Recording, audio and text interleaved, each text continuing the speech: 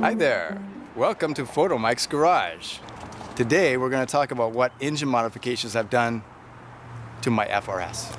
Okay, so what engine modifications have I done? Well, I can't remember, so I put stickers underneath my hood so I can remember what I've done. Okay, oh right, so as you can see I bought Pro Kit springs with a 1-inch drop, and also I have a Vishnu tune. I'm going to talk more about that today. DC Sports. Yes, I've got DC Sports headers and overpipe on this car. And Odyssey battery. Yes, Odyssey battery. Oh, Hawk brakes as well. I think that's all the stickers I got. Well, I've got more things on my car than that, but okay. Let's start off with the strut brace. This is a Cusco copy. It's not a real Cusco, but it's a real nice copy, really nicely done from Taiwan, real nice welds, and it's blue, but it's not a anodized blue, it's a painted blue, but it fits really good, and I think it works pretty good, and I think it looks pretty nice. The great thing about this strut bar is that if I ever go supercharge, it'll actually fit underneath the strut bar, which is good. I also have, just below the strut tower brace, I have a Radium master brake cylinder brace. Okay, this is the Radium brace. Everything's very dusty and dirty in here, so I apologize for that. Got to clean the car. But this goes into two holes that are already drilled into the shock tower area. One hole there, one hole there. And then it has an adjustable bolt and stopper, which will allow you to basically adjust the bolt out so there's no clearance and that the brake cylinder is braced. That means that when you push on the brake, the firewall, which can flex under heavy braking, will have an extra brace that will stop this from flexing. Now the flexing it does is not very much, but everything makes a difference, especially if you're going to go on the track. Another item, this is just a pure dress-up item. This is a oil filler cap to replace the yellow one that comes with the car, which I don't think is nice. This is sort of custom. It's got an 86 in the center there. Nice heavy aluminum billet. Now, the only thing wrong with this is that I think it looks pretty good, but when the engine's hot, this aluminum is super hot. So you have to wait for the engine to cool before you can take it off. In here, don't know if you can see, is the HID lights. Now, the ones I use are HID Mini. They have one connection only, just the one connection. This is the ballast. It's called a mini ballast. Very small, fits on the end of the bulb actually. So no more of that messy wires and everything else. And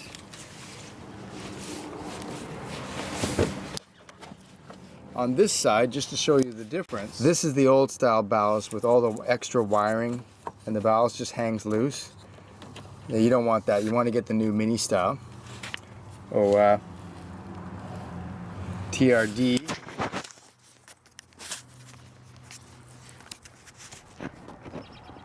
TRD cap. Oh, you might be wondering what this is. I'll talk about that later though. And okay, this is a lightweight crank pulley I have. It's made out of aluminum rather than cast iron like the original. This saves about 4 pounds of rotational weight off of your crankshaft. This allows the engine to rev faster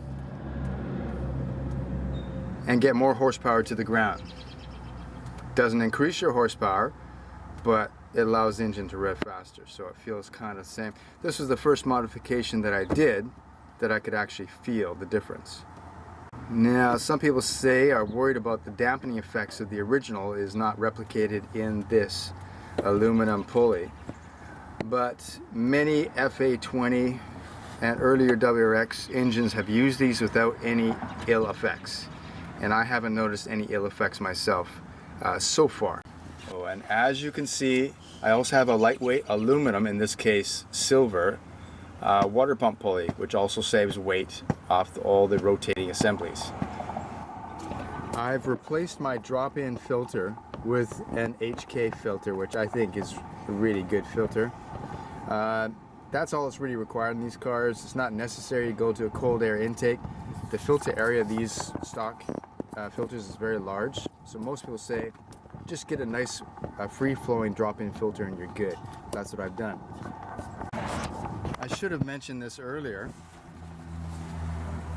but this is a hood strut. I have two of them, one on each side. And these are gas struts I bought that fit right into the holes where the hood bracket goes at the top there and at the bottom right there. And these are great. They hold the hood up really wide, as you can see, really wide. Makes it easy to work on the car. I highly recommend this. Gets rid of the old prop rod, way better. One of the recent major modifications I made to my car was to buy a set of DC Sport racing headers, as you can see here. That's equal length and 4:1. I got equal length because, I hate to say it, but I don't like the Boxer engine rumble. I know a lot of people like it. I don't like it. I wanted to get a freer flowing exhaust, but I don't want that rumble, so I got the equal length headers, which the car comes with almost equal length headers from the factory, so this is the same. These headers do not come with a cat.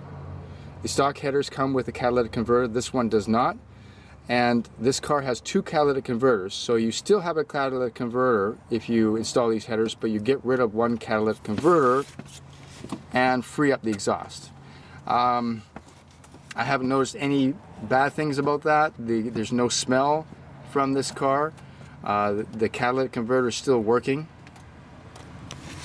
And there's where the oxygen sensor goes into the headers right here. These headers fit on real easy. It's one of the easier jobs you can actually do on these cars is actually install headers.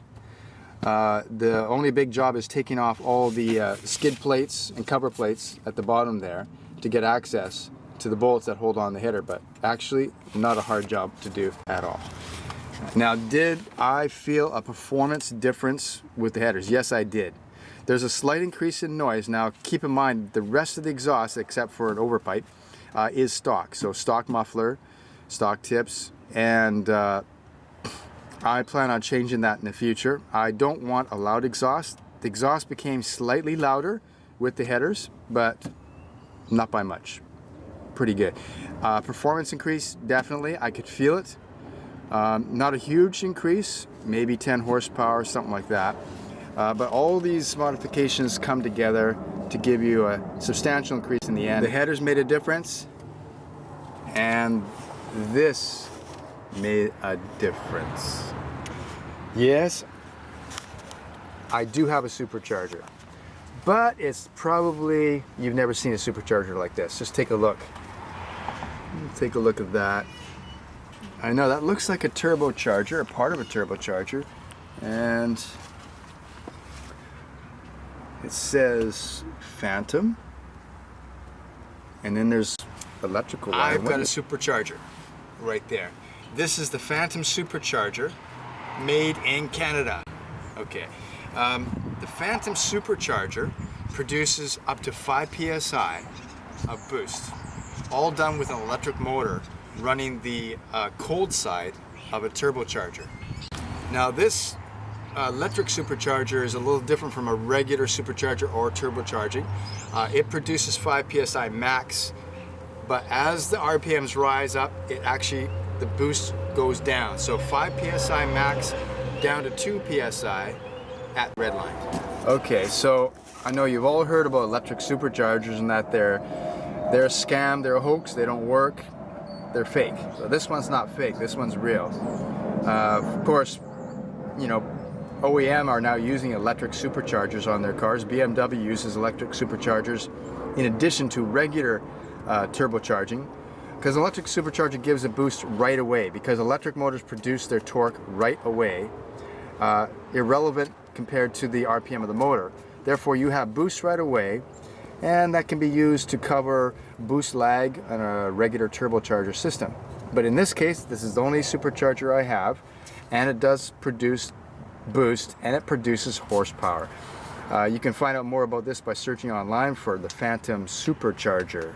Sorry, Phantom Electrical Supercharger. But anyway, this is what my system came with when I bought it. Cold side of a small turbo.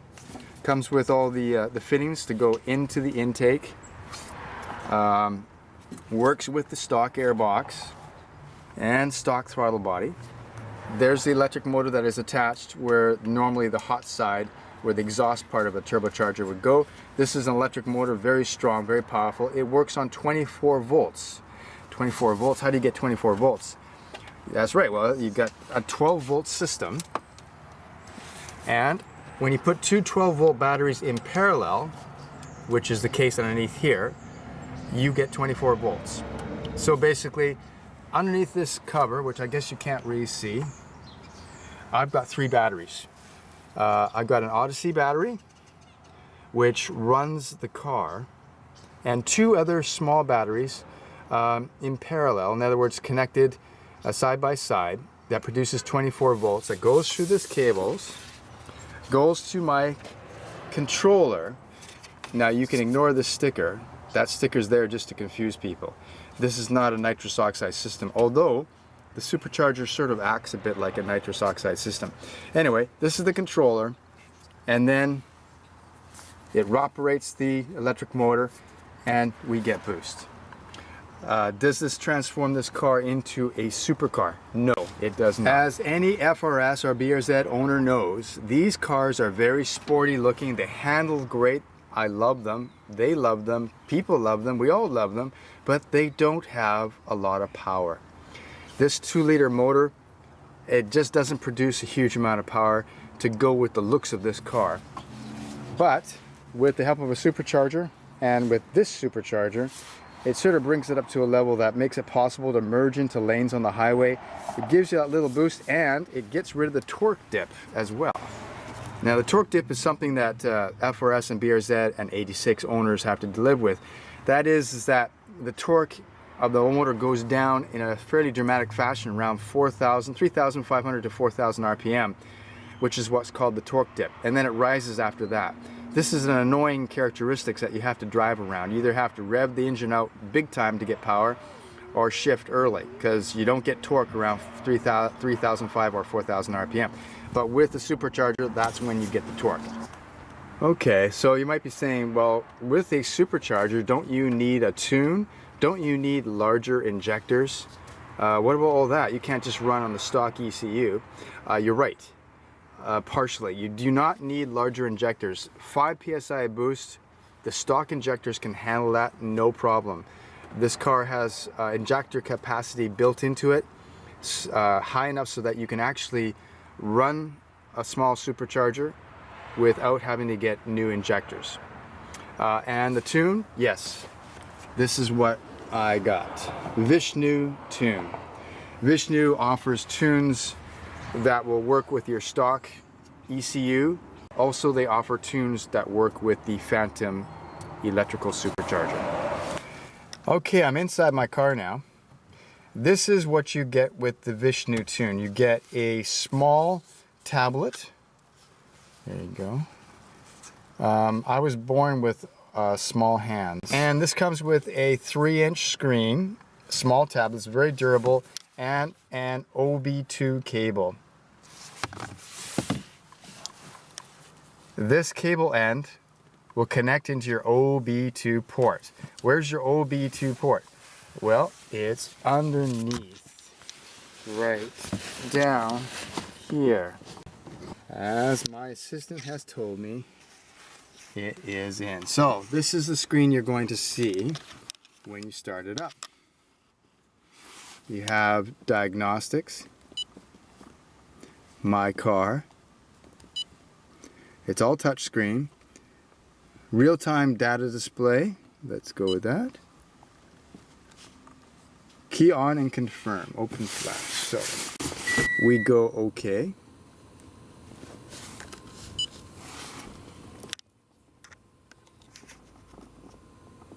Now, right now, the Open Flash tablet is communicating with my ECU, and as you can see, those are all the parameters.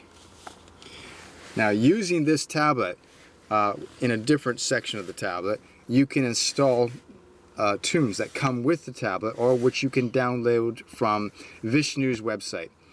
So I have a tune in this tablet that I can use for regular 91 octane gas, 92 higher octane gas. I can also use E85 when I can find it. And also I have a tune for the Phantom Supercharger, and also tunes that take into consideration whether or not you have headers or not. So I highly recommend the Vishnu tuning system. This tablet and the tunes are all free, but the tablet costs $500. But after that, you have tunes that are free that you can load down anytime. Okay, so I've started the car, and as you can see, it's got real-time display of all the parameters of the car. The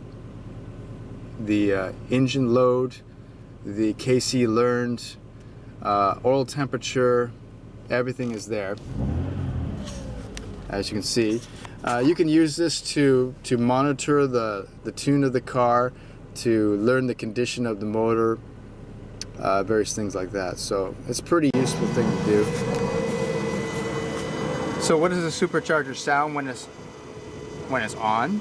Well, right now the car is not running, but I'm going to get my assistant to press the gas pedal, and you will hear what the Supercharger sounds like when it's on.